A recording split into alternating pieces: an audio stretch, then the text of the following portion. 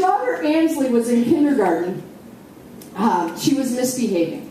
And so I sent her to her room for, I don't know, for like an hour or something like that. And she came out in the first few minutes and she said with a whole lot of attitude, "May I have a pencil and paper?" And I was like, "Yes, you can." So she came and got that and she went back up. And then about 15 minutes later, here comes a paper airplane down to me. And I opened it up and this is what it said. "I'm sorry to have to tell you this."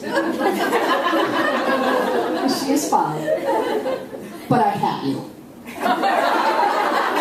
Now, I'm pretty sure she meant hate, but she is not a good scholar. So, now if that was my first child, man, I would have been up there in a second. Like, we do not hate. We are Christians. We do not talk like that.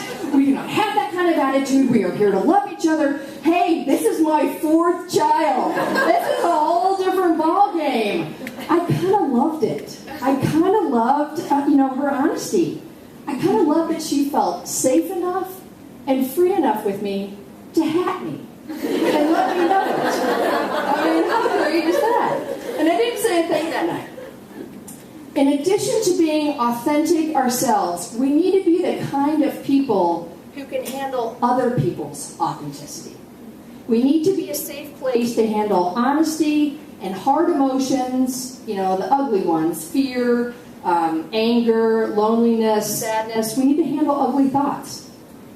So the next day at breakfast, and she hasn't said a word about it, so I think she's kind of forgotten about it.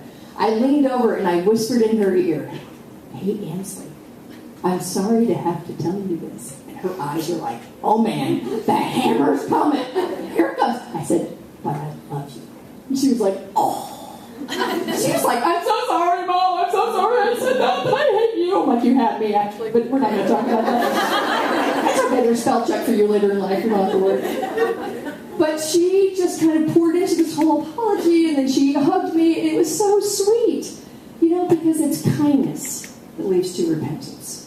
It's never, judgment or pity or rejection that leads people into repentance. It's our kindness.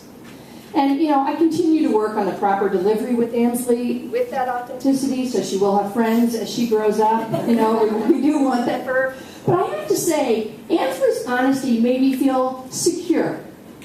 Because I know what she's thinking. When she is mad, she tells me.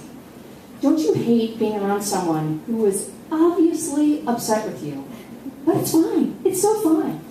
Or they don't want to go. You've asked them 50 times, "Are you sure you want to go?" "Oh, yeah, totally. I totally want to go." And they don't want to go. I love authenticity because I can feel so secure in someone's presence when their yes is yes and their no is no. Because authenticity promotes security.